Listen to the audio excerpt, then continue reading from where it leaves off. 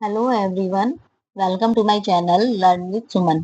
Friend, आज हम लोग जो मैं डी ट्रिपल एस बी का प्रीवियस ईयर का क्वेश्चन पेपर जो हम कर रहे हैं, आज हम उसका पार्ट 2 करेंगे। कल मैंने 40 क्वेश्चन तक हमने इसमें कर लिया था, जो हमारा होम साइंस का पार्ट था बेसिकली। ठीक है, तो आज हम जो है इसमें पार्ट 3 41 से स्टार्ट करेंगे। ठीक है, 141 से मतलब की। और जो इससे पहले का पार्ट 1 है, वो अगर आपको देखना है तो आप उसको मेरी प्लेलिस्ट में जाके D triple S B previous year में डाला हुआ है, तो आप उसमें देख लीजिएगा। ठीक है, तो अभी हम जो स्टार्ट कर रहे हैं, पार्ट 2 स्टार्ट कर रहे हैं डी ट्रिपल एस बी का, प्रीवियस ईयर का ही है। ठीक है, तो अब हम स्टार्ट करते हैं 141 से। आई होप आपको विजिबल हो रहा होगा ये। ठीक है, तो इसमें मेरा जो 141 क्वेश्चन है वो है, इसमें राष्ट्रीय साक्षरता मिशन निम्नलिखित में से किस आयु वर्ग को लक्षित करता है, कर रहा है। मतलब कि राष्ट्रीय साक्षरता मिशन, नेशनल लिटरेसी मिशन। ठीक है, तो ये हमारा किस वर्ग को कर रहा है, ये हमारा करता है 15 से 35 साल के आयु वर्ग को लक्षित करता है। ठीक है, इसके बाद 142 क्वेश्चन है हमारा, उबले अंडे में हरे वलय के निर्माण के लिए कौन से पोषक तत्व जिम्मेदार हैं। यानी कि अंडे में पूछ रहा है, जो ग्रीन कलर की वलय मतलब रिंग हो जाती है। ठीक है, अगर हम इसको इंग्लिश में देखें तो आप ये देखो, which of the following nutrient are responsible for green ring formation in boiled egg. हमें पता है कि जो बॉइल्ड एग में ग्रीन रिंग हो जाती है, यानी कि हरे रंग का जो छल्ला बन जाता है, वो किसके कारण बनता है। एक तो हमारा सल्फर होता है। ठीक है, सल्फर हमें पता है, सल्फर के अलावा यानी कि 4 तो होगा, सल्फर के अलावा हमारा आयरन और हमारा कॉपर भी होता है।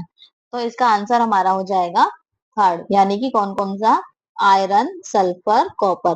यानी उबले अंडे में जो हरे रंग की जो रिंग बन जाती है, वो किसके कारण बनती है, आयरन, कॉपर और हमारा सल्फर। ठीक है, फिर इसके बाद और बात आगे करें तो हमारा क्वेश्चन है 143, निम्नलिखित खाद्य पदार्थों को प्रति 100 ग्राम सोडियम सामग्री के अनुसार बढ़ते क्रम में लगाइए।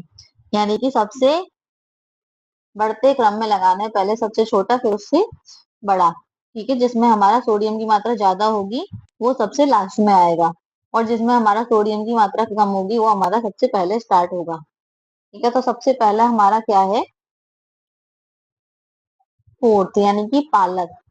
फिर है हमारा केला, टमाटर, और हमारा उसके बाद कस्तूरी तरबूज, मांस, और लास्ट में अंडा।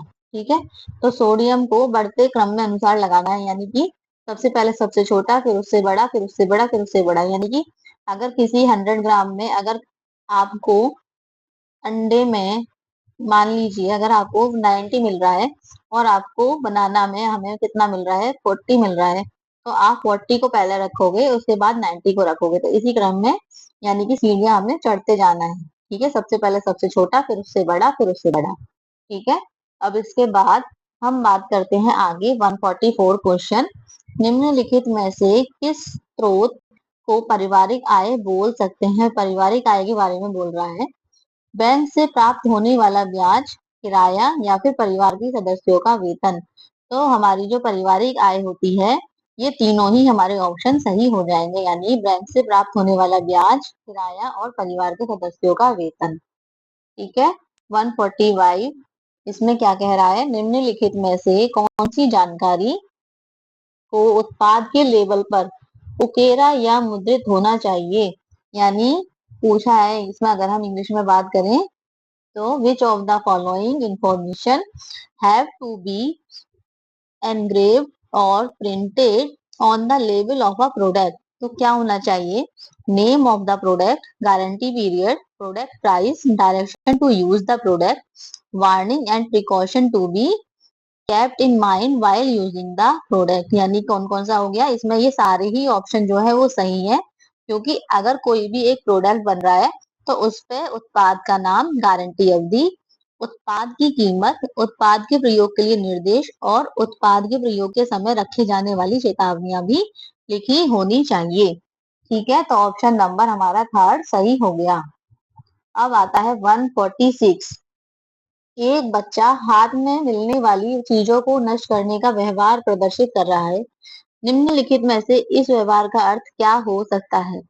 बच्चा असहाय महसूस कर रहा है, बच्चा ध्यान मांग रहा है, या बच्चा थका हुआ महसूस कर रहा है। तो जो इसका आंसर हो जाएगा, बच्चा हमारा असहाय महसूस कर रहा है ताकि और ध्यान मांग रहा है। ठीक है, तो केवल 1 और 2 हमारा इसका आंसर हो जाएगा।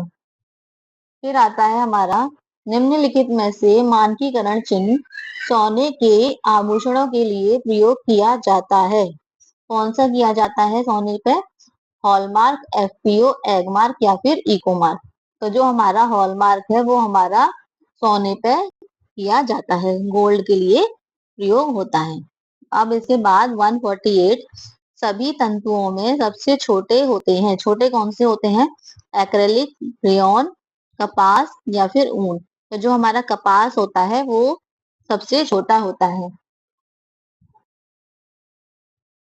फिर आता है हमारा 149। निम्नलिखित कथनों से कौन सा कथन सत्य नहीं है? कौन सा नहीं है? रेयॉन तंतु प्रकृति में ताप सुघटते हैं और कृत्रिम तंतु यानी कि सिंथेटिक फाइबर आसानी से आग पकड़ लेते हैं। सही नहीं पूछ रहा है, ये भी सही है, ये भी सही है। रेशम यानी कि सिल्क ऊन से कमजोर है, ये गलत है। ऊन एक कमजोर तंतु है, ऊन हमारा कमजोर तंतु है, रेशम से कहीं ज्यादा। तो हमारा थर्ड नंबर हमारा ऑप्शन सही हो जाएगा। फिर आता है डैश को तंतुओं की रानी के रूप में जाना जाता है। अब इसमें आप ये देखो, इंग्लिश में ये कह रहा है इसको हमारा 141 150 is known as the queen of fibre. तो क्वीन ऑफ फाइबर है हमारी सिल्क। ठीक है, फिर आता है हमारा निम्नलिखित कथनों में से कौन सा कथन सत्य नहीं है? यानी कि 3 जो होंगे वो आपके सही होंगे और एक आपका गलत होगा।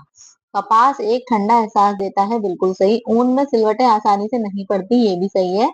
लिनन में सिलवटें आसानी से नहीं पड़ती, जबकि लिनन में तो सिलवटें सबसे ज्यादा आसानी से पड़ जाती हैं, जहां बैठोगे वहीं सुकड़ने ना जाती है। ठीक है, अब आता है इसमें नेक्स्ट क्वेश्चन 152। बर्निंग टेस्ट का उपयोग करके फाइबर की पहचान की जा सकती है। निम्नलिखित में कौन सा तंतु लौ के निकट आने पर सिकुड़ जाता है? यानी बर्निंग टेस्ट का उपयोग करना है इसमें और फाइबर की पहचान करनी है कि जो कौन सा फाइबर है जो लौ यानी कि कोई ज्वलनशील जो लौ होगी उसके पास आने पर वो तंतु सिकुड़ जाएगा। अब सिकुड़ेगा कौन सा तंतु? सिंथेटिक फाइबर होता है और वो कौन सा रहेगा? हमारा नायलॉन इसका आंसर हो जाएगा। ठीक है, अब आता है हमारा 153 क्वेश्चन। निम्नलिखित में कौन सा कथन खादी के लिए सही नहीं है? खादी यानी कि उसमें कौन सा हमारा सही नहीं है? खादी हाथ काता सूत से बना एक कपड़ा है, सही है। खादी में एक ऐसा कपड़ा जिसे हाथ करघा पर बुना जाता है, ठीक है। खादी में एक चिकनी बनावट और चिकनापन महसूस होता है, नहीं। खादी में कोई चिकनी बनावट नहीं होती है और ऐसा कोई चिकनापन इसमें महसूस नहीं होता। फिर आता है हमारा 154 यानी 154वां क्वेश्चन। निम्नलिखित में से कौन सा कथन बच्चे के विकास के लिए नहीं है? कौन सा नहीं है? सभी मनुष्यों के विकास एक समान प्रतिमा रूप का पालन करते हैं। विकास शरीर के मध्य भाग से परिधि की ओर बढ़ता है। सभी प्रकार के विकास शारीरिक, मानसिक, सामाजिक और भावनात्मक एक दूसरे से संबंधित हैं। शरीर के विभिन्न हिस्सों के लिए विकास समान दरों पर होता है। तो ये हमारा जो इसमें पूछ रहा है नहीं, तो शरीर के विभिन्न हिस्सों के लिए विकास जो है समान दरों पर होता है, ये वाला ऑप्शन हमारा सही नहीं है। ठीक है, विकास की हर एक जो हिस्से होंगे उसके लिए जो विकास की दर होती है वो समान नहीं होती है, डिफरेंट होती है। फिर आता है बाल विकास के संदर्भ में प्रोक्सिमो-डिस्टल क्रम का अर्थ होता है। प्रोक्सिमो-डिस्टल डेवलपमेंट के लिए पूछ रहे हैं कौन है? प्रत्येक बच्चे का विकास की एक अलग दर हो सकती है। विकास सिर से पैर की ओर होता है, विकास शरीर के मध्य भाग से परिधि की ओर बढ़ता है और विकास एक अनुमानित है। तो जो प्रोक्सिमो-डिस्टल होता है वो केंद्र से बाहर की ओर यानी कि परिधि की ओर होता है, यानी कि विकास शरीर के मध्य भाग से परिधि की ओर बढ़ता है। और जो सिफेलोकॉर्डल होता है वो होता है हमारा सिर से पैर की ओर। ठीक है, दो होते हैं ना विकास क्रम, तो बाल विकास में कौन कौन से? एक होता है प्रोक्सिमो डिस्टल और एक होता है हमारा सिफेलोकॉर्डल। तो जो सेफेलोकॉर्डल होता है वो सिर से पैर की ओर होता है, और जो हमारा प्रॉक्सिमो डिस्टल होता है वो होता है हमारा केंद्र से परिधि की बाहर की ओर यानी परिधि की ओर बढ़ता है। ठीक है, मध्य भाग से परिधि की ओर बढ़ता है। अब आता है 156। निम्नलिखित में से कौन सा कथन परिपक्वता और सीखने के संबंध में सत्य नहीं है? परिपक्वता यानी कि हमारा इंग्लिश में अगर हम बात करें तो पूछ रहा है मैच्योरेशन एंड लर्निंग, सत्य नहीं है। विकास परिपक्वता और सीखने का उत्पाद है। सीखना व्यक्ति की अनुवांशिक विरासत से आता है। सीखना वह विकास है जो प्रयासों और अभ्यास से आता है। परिपक्वता एक निश्चित बिंदु से आगे नहीं जा सकती। तो जो सीखना व्यक्ति की अनुवांशिक विरासत से आता है ये हमारा सत्य नहीं है।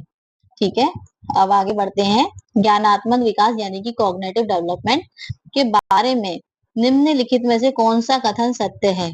तो कौन सा है? कॉग्निटिव डेवलपमेंट जो रहता है, बच्चे किस प्रकार सीखते हैं, सूचना का उपयोग करते हैं और यह उससे संबंधित है। ठीक है, तो हमारा ये हमारा कॉग्निटिव डेवलपमेंट का मतलब हो जाता है। ठीक, और जो संज्ञानात्मक विकास का सिद्धांत था वो दिया किसने था? हमारा जीन पियाजे ने दिया था। ठीक है, इन्होंने 4 स्टेजेस दी हुई थी और सबके अलग अलग क्रम बताए हुए हैं। फिर आता है हमारा निम्न, ये 158 क्वेश्चन है हमारा। निम्नलिखित में से कौन सा पार्कर द्वारा वर्गीकृत प्रमुख लक्ष्यों में से एक नहीं है? तो पार्कर के पूछ रहे हैं स्वास्थ्य, महत्वाकांक्षा, ज्ञान और बुद्धि। तो हमारे ये जो धन होता है ये हमारे पार्कर के वर्गीकृत प्रमुख लक्ष्यों में से एक नहीं है।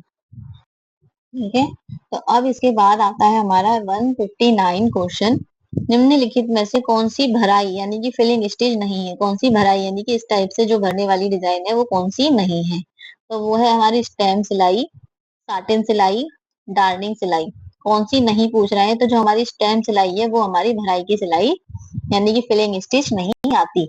अब आता है हमारा मनुष्य में कितने प्रकार के रक्त समूह ज्ञात हैं? कितने हैं? 4 होते हैं, ए बी और हमारा ओ। ठीक है, फिर आता है हमारा फोर्थ, वो चौथा भाग, जो हमने कितने कर लिए? 3 भाग हम इसके कर चुके। अब आ रहा है इसका चौथा, तो ये हमारा स्टार्ट हो रहा है 161 से। ठीक है, किसने व्यवहार संबंधी विकारों वाले बच्चों को परिभाषित किया है? कि वह सामाजिक रूप से अस्वीकार्य, व्यक्तिगत रूप से असंतुष्ट तरीकों से अपने पर्यावरण के प्रति दीर्घकालिक और स्पष्ट रूप से प्रतिक्रिया करते हैं, लेकिन जिन्हें अधिक सामाजिक रूप से स्वीकार्य और व्यक्तिगत रूप से संतुष्टिदायक व्यवहार सिखाया जा सकता है। तो वो किसने कहा है? ये हमारा कोफा ने कहा है। अब आता है हमारा 162। तो 162 क्या कह रहा है? निम्नलिखित में से कौन सी मानव शरीर की सबसे बड़ी ग्रंथि है? तो कौन सी है सबसे बड़ी ग्रंथि? हमारी जो लिवर है ये सबसे बड़ी ग्रंथि होती है। मानव रक्त का कितना प्रतिशत प्रोटीन का होता है? तो 6 से 8% जो होता है वो मानव रक्त का जो ब्लड होता है उसमें प्रोटीन रहता है। ठीक है, फिर आता है हमारा निम्नलिखित में से कौन सी पीईएम प्रोटीन एनर्जी माल न्यूट्रिशन का एक रूप नहीं है? कौन नहीं है? क्वाशियरकर, मेरास्मस या पोषाहार बोनापन या स्टंटिंग या फिर ऑस्टियोपोरोसिस। तो जो ऑस्टियोपोरोसिस है वो हमारी पीईएम का एक रूप नहीं है। ठीक है, ये तो विटामिन डी का है ना। अब आ रहा है हमारा अगला क्वेश्चन, अस्थि मृदुता जिसको हम इंग्लिश में क्या कहते हैं? Adult rickets is cause due to the deficiency of, यानी कि रिकेट्स के बारे में पूछ रहे हैं किसकी कमी के कारण होता है? तो वो किसकी कमी के कारण होता है? 7 डी हाइड्रो कोलेस्ट्रॉल यानी कि विटामिन डी की कमी के कारण होता है। ठीक है, और जो टोकोफेरोल है वो विटामिन ई है। एस्कॉर्बिक एसिड हमारा विटामिन सी है। ठीक है, और जो हमारा पेंटोथेनिक एसिड है वो विटामिन बी5 है। अब इसके बाद और आगे बढ़े हम, तो ये हमें क्या दिया हुआ है? पीला पीला हरा, बैगनी लाल बैगनी रंग का संयोजन किसका एक उदाहरण है? तो ये क्या है हमारा? पीला हरा ये हमारा डबल कंप्लीमेंट्री कलर हार्मोनी का एक उदाहरण है। इसमें सारे पार्ट्स में से क्वेश्चन दिए हैं, चाहे वो केमिस्ट्री, फिजिक्स, चाहे आप उसमें बायोलॉजी पढ़ो। ठीक है, तो इसमें हर तरह के क्वेश्चन आपके डी ट्रिपल एस बी में बनते हैं। फिर आता है हमारा निम्नलिखित में से किसने सफेद से काले रंग के 9 डिग्री मापक स्केल दिए, किसने दिए हैं वो स्केल? डॉक्टर डैनमैन डब्ल्यू रॉस ने दिया है। कमरे की विशालता को सुनिश्चित करने के लिए कमरे की लंबाई उसकी चौड़ाई से डैश ज्यादा नहीं होनी चाहिए, कितनी? 11/2 गुना ज्यादा नहीं होनी चाहिए। 169 अनुकूलतम कार्य त्रिभुज होने पर निम्नलिखित में से कौन सा रसोई सबसे अच्छा है? एक, अनुकूलतम कार्य यानी कि विच of the following is the best type kitchen since it has optimum work triangle. Work triangle क्या था? हमारा सिंक था, कुकिंग एरिया था और एक रेफ्रिजरेटर था। ठीक है, तो वो कौन से में होगा? ये होगा हमारा एल आकार में। फिर आता है वह विकल्प चुनिए जो गलत है। B6 pyridoxine, B2 riboflavin, B1 thiamine. तो जो विटामिन सी है वो हमारा स्कॉर्बिक एसिड होता है, नियासिन नहीं होता। अब आता है हमारा निम्नलिखित में से कौन सी सामग्री धागों या कपड़ों को सख्त करने की प्रक्रिया है? कौन सी है वो? सिंजिंग है, यानी कि साइजिंग इसकी प्रक्रिया होती है। 172 निम्नलिखित में से कौन सा कथन गलत है? कौन सा है? लिनन पर खून के धब्बे धोने के लिए ठंडे पानी या नमक बोरेक्स समाधान का उपयोग किया जाता है, बिल्कुल सही। जो ब्लड के स्टेन होते हैं उनको उसके लिए ठंडा पानी धोए यूज में किया जाता है, या ठंडा पानी, अमोनिया या नमक या बोरेक्स, ये सब इसमें यूज किया जाता है। लिनन पर कॉफी दाग धोने के लिए गर्म पानी या हाइड्रोजन पेरोक्साइड का उपयोग किया जा सकता है, ये भी सही है। लिनन पर शाही दाग धोने के लिए ग्लिसरीन या बेंजीन का उपयोग किया जा सकता है, ये गलत है हमारा। और लिनन पर पेंट दाग धोने के लिए मिट्टी के तेल या तारपीन का उपयोग किया जाता है, ये भी हमारा सही है। ठीक है, तो जो ऑप्शन नंबर 3 था वो हमारा गलत होगा। इन चीजों को व्यय योजना बनाते वक्त ध्यान में नहीं रखना चाहिए। नहीं के लिए पूछा है, उस अवधि के लिए अपने पास उपलब्ध आय तथा सुविधाओं को ध्यान में रखें जिस अवधि के लिए व्यय योजना बनानी है, ये भी सही है। उस अवधि के लिए परिवार के सदस्यों को सभी आवश्यकताएं वस्तु व सेवाएं की सूची बनाएं। अपनी जरूरतों को प्राथमिकता ना दें क्योंकि यह खर्च में बाधा डालेगा, ये हमारा ऑप्शन जो है वो गलत है। अब आता है हमारा निम्नलिखित अपशिष्ट पदार्थों पर विचार करें। अपशिष्ट यानी कि given waste material are biodegradable. तो बायोडिग्रेडेबल कौन से हो जाएंगे हमारे? Human waste, plastic, food waste. तो जो बायोडिग्रेडेबल रहेंगे वो रहेंगे हमारे ह्यूमन वेस्ट और फूड वेस्ट, यानी कि ओनली 1 और 3 हमारा इसका आंसर हो जाएगा। फिर आता है निम्नलिखित रोगों पर विचार करें। हैजा, पीलिया, टाइफाइड, ये क्या है? सुरक्षता के तरीकों को अपनाकर उपरोक्त में से किस रोग को रोका जा सकता है? किसको रोका जा सकता है? सभी को रोका जा सकता है। 1, 2, 3, यानी कि हैजा, पीलिया और टाइफाइड तीनों को रोका जा सकता है। 176 हवा लगाना यानी कि एयरिंग का प्रयोग कपड़ों में किस प्रकार से काम में आता है? किससे आता है? कपड़ों से आने वाली दुर्गंध को दूर करने के लिए एयरिंग का यूज किया जाता है। 177 इसमें क्या है? निम्नलिखित रंगों पर विचार करें। पीला, बैगनी, नारंगी, कौन से रंग है ये हमारे? उपरोक्त में से कौन सा द्वितीयक रंग है? द्वितीयक रंग के बारे में पूछ रहा है, तो जो हमारा बैगनी और नारंगी है ये हमारे द्वितीयक रंग में आते हैं। पीला जो है वो हमारा प्राथमिक रंग में आता है। फिर आता है निम्नलिखित में से कौन सा टीका बच्चे के जन्म के समय दिया जाना चाहिए? तो जो हमारा BCG का टीका रहता है वो 24 घंटे के अंदर दिया जाता है बच्चे के जन्म के। ठीक है, BCG बैसिलस कालमेट ग्यूरिन इसकी फुल फॉर्म होती है। 179 एक किशोर अपने दोस्तों को यह साबित करने की कोशिश कर रहा है कि वह बहुत मर्दाना है और यहाँ तक कि शराब, धूम्रपान और ड्रग्स भी लेता है।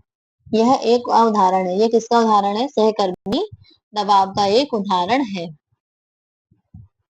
अब आता है हमारा 180 निम्नलिखित में से कौन सा गलत है? गलत के लिए पूछ रहा है, तो जो हमारा फर्मेंटेशन के लिए fermentation takes place in anaerobic condition यानी कि किण्वन अवायवीय स्थितियों में होता है, सही है। किण्वन सूक्ष्म जीवों द्वारा किया जाता है, ये भी सही है। जो अवायवीय श्वसन के दौरान उच्च ऊर्जा निर्गम होती है, ये हमारा ऑप्शन गलत है, तो हमारा आंसर भी यही हो जाएगा। अब हमारा लास्ट सेक्शन रहता है इसमें, सेक्शन नंबर 5। इसमें भी हमारे 20 क्वेश्चन रहेंगे। तो अब हमारा ये लास्ट सेक्शन है, इसके बाद हमारे 100 इसके क्वेश्चन जो होंगे वो कंप्लीट हो जाएंगे। ठीक है, अब चलते हैं। निम्नलिखित में से किसमें एक खुला परिसंचरण तंत्र है? तो जो कॉकरोच होता है ना, उसमें ओपन सर्कुलेटरी सिस्टम पाया जाता है। ठीक है, फिर आता है हमारा प्रोटीन चयापचय यानी कि मेटाबॉलिज्म का परिणाम है। प्रोटीन मेटाबॉलिज्म डज नहीं होता, इसमें नहीं है। ठीक है, तो protein metabolism does not result in ammonia, urea, uric acid. तो ये सब जब भी प्रोटीन का मेटाबॉलिज्म होगा, अमोनिया, यूरिया और यूरिक एसिड हमेशा होता है। जो एसिटिक एसिड है वो नहीं होता। ठीक है, अब ये आता है निम्नलिखित में से मानव शरीर के किस अंग से बोमेन कैप्सूल संबंधित है? तो which of the following human body parts is the women's capsule related to? जो वुमेन्स कैप्सूल होते हैं ये हमारे किडनी में होते हैं। ठीक है, तो ऑप्शन नंबर थर्ड हमारा सही हो जाएगा, यानी कि वृक्क या फिर किडनी। अब आता है हमारा नेक्स्ट क्वेश्चन। निम्नलिखित में से कौन सी खाना पकाने की विधि वसा को खाना पकाने के माध्यम के रूप में उपयोग करती है? एक बात हमेशा ध्यान रखिएगा, अगर आपको थोड़ा बहुत हिंदी में समझ में नहीं आ रहा है तो आप उसकी इंग्लिश जरूर देखिएगा कभी भी क्वेश्चन करते समय। ठीक है, which of the following cooking method uses fat as a medium of cooking? तो हमारा इसका आंसर क्या हो जाएगा? सॉर्टिंग। ठीक है, फिर आता है हमारा नेक्स्ट, मछली के जिगर का तेल यानी कि fish liver oil is an excellent source of vitamin A and vitamin D. हमारा उसका सोर्स होता है। 186, लक्ष्य को प्राप्त करने के लिए सभी के पास सीमित संसाधन है। ठीक है, संसाधन हमारे सीमित होते हैं। निम्नलिखित में से कौन सा संसाधन का कुशलता पूर्वक उपयोग करने का तरीका नहीं है? नहीं पूछा है। संसाधनों का उपयोग करने के वैकल्पिक तरीके खोजें, ये तो हमारा सही है, वैकल्पिक खोजेंगे। संसाधनों को लंबे समय तक चलने के तरीके खोजें, ये भी सही है। दूसरों को वंचित करके भी संसाधनों का संरक्षण करें, ये हमारा गलत है, हम दूसरों को वंचित नहीं करेंगे। ठीक है, फिर आता है प्रबंधन प्रक्रिया में 4 चरण होते हैं, निम्नलिखित में से कौन सा विकल्प उचित क्रम में है? तो कौन सा होता है हमारा? प्लानिंग, ऑर्गेनाइजिंग, इम्प्लीमेंटिंग और इवेलुएटिंग। ठीक है, ये होता है। फिर आता है हमारा 188 क्वेश्चन, पूछा जा रहा है इसमें इनमें से कौन सही नहीं है? मानव संसाधन वे संसाधन है जो व्यक्ति के हैं और दूसरों द्वारा नहीं छीने जा सकते, सही है। मानव संसाधन वे संसाधन है जो व्यक्ति के हैं और दूसरों द्वारा छीने जा सकते हैं, ये गलत है। मानवीय संसाधन तो जो अंदर निहित होते हैं वो रहते हैं, होते हैं। जैसे कि हमारी जो हमारे ऊर्जा है, कौशल है, ये सब हमारे मानवीय संसाधन में होते हैं, और अमानवीय जिनको हम छू सकते हैं वो हमारे अमानवीय संसाधन होते हैं। ठीक है, तो अगला क्वेश्चन पे चलते हैं हमारा 189, निम्नलिखित में से कौन सा समय नियोजन का चरण नहीं है? एक दिन में की जाने वाली सभी गतिविधियों की सूचीबद्ध करना और उन्हें लचीले और गैर लचीले श्रेणियों में समूहित करना, तो ये हमारा सही है समय नियोजन का। प्रत्येक गतिविधि के लिए आवश्यक समय का अनुमान लगाना, ये भी सही है। एक निश्चित समय के भीतर की जाने वाली गतिविधियों को संतुलित करना। और ऑप्शन नंबर 4 क्या है हमारा? प्रत्येक गतिविधि के लिए कोई विशेष समय निर्दिष्ट नहीं करना, तो यही हमारा गलत हो जाएगा, इसका ऐसा हमें कुछ नहीं करना है।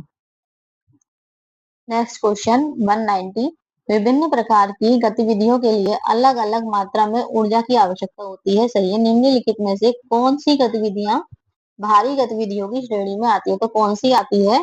जो पोछा होता है वो हमारा भारी गतिविधियों में आता है। ठीक है, पढ़ना, टीवी देखना, पाक कला, ये हमारी भारी में नहीं आती।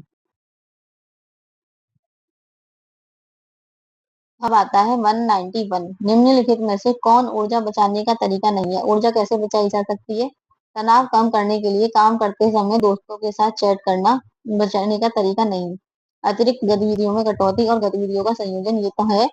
किसी भी गतिविधि को रोकने के लिए कौशल विकसित करना, श्रम बचत उपकरणों का प्रयोग करना, तो ये सारे ऑप्शन सही है।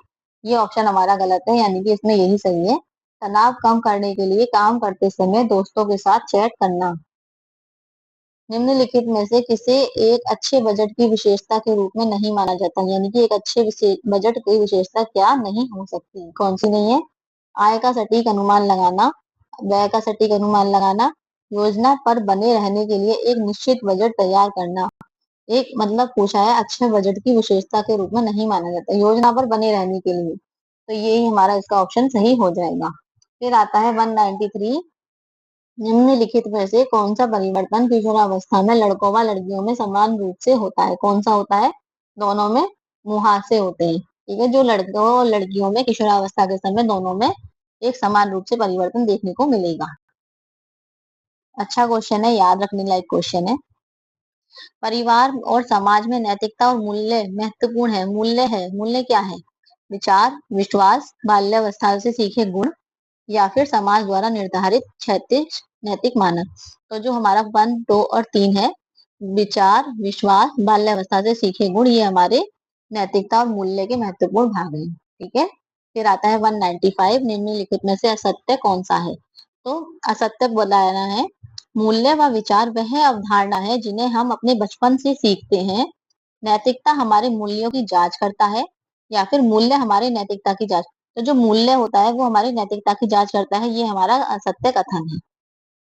फिर है हमारा नेक्स्ट, सेल्यूलोजिक तंतु के उदाहरण है। सेल्यूलोजिक कौन कौन से हैं हमारे? Cotton, linen. ठीक है, तो 1 और 2 हमारे ये सेल्यूलोजिक फाइबर होते हैं। फिर आता है rayon is an example of regenerated fibre. इसका ऑप्शन नंबर 1 हमारा सही हो जाएगा। 198 क्या कहता है? ये कह रहा है पॉलिएस्टर डैश तंतु का उदाहरण। तो जो पॉलिएस्टर है वो हमारा सिंथेटिक तंतु का उदाहरण होता है। 199, विभिन्न प्रकार के रेशों के बारे में निम्नलिखित में से कौन सा सत्य नहीं है? तो कौन सा सत्य नहीं है? कृत्रिम। फिर आता है हमारा 199, विभिन्न प्रकार के रेशों के बारे में निम्नलिखित में से कौन सा सत्य नहीं है? तो कौन सा नहीं है? कृत्रिम तंतु निर्माण पेट्रो रसायन उत्पादों से किया जाता है। पुनः उत्पादित तंतु मानव निर्मित तंतु का एक प्रकार है। या फिर प्रोटीन तंतु पशु स्रोत से आते हैं। सेल्यूलोजिक तंतु मानव निर्मित तंतु है। तो जो हमारा सेल्यूलोजिक तंतु है वो मानव निर्मित तंतु है, ये हमारा इसका आंसर हो जाएगा। लास्ट क्वेश्चन है हमारा इस वाली एग्जाम पेपर का, पूछा है निम्नलिखित में कौन से कथन सत्य हैं? तो सत्य के बारे में पूछा है। छोटी लंबाई के तंतुओं को स्टेपल कहा जाता है। बिल्कुल सही बात है। जो छोटे होते हैं उन्हें स्टेपल कहा जाता है और जो बड़े होते हैं उन्हें फिलामेंट कहा जाता है। तो जो फिलामेंट होते हैं वो सारे सिंथेटिक फाइबर होते हैं। ठीक है, और हमारे जो स्टेपल होते हैं वो सारे के सारे कौन से होते हैं? हमारे नेचुरल फाइबर होते हैं। लेकिन इसमें एक्सेप्शन क्या होता है? एक सिल्क हमारा सबसे बड़ा, सिल्क का जो सिल्क का रेशा जो होता है वो हमारा फिलामेंट का रेशा कहलाता है। ठीक है, अब ये जो हमारे जितने भी हमने 100 क्वेश्चन करे हैं, ये हमारे प्रीवियस ईयर क्वेश्चन पेपर का है। तो इस तरीके से आपका ये सेक्शन में डिवाइड होता है जो DSSB का एग्जाम पेपर है। तो आई होप आपको ये क्लास यानी कि ये चीजें आपको समझ में आई हो, और एज अ क्विक रिवीजन या फिर एज अ, ये कह लीजिए आप, कैसा पेपर आता है हमारे दिमाग में ये होता है ना, तो उसके लिए ये वीडियो और ये पेपर बिल्कुल सही है। आप इसको देखना तो आपको अच्छा लगेगा, और अच्छा लगे तो आप चैनल को लाइक एंड सब्सक्राइब जरूर करिएगा। Thank you.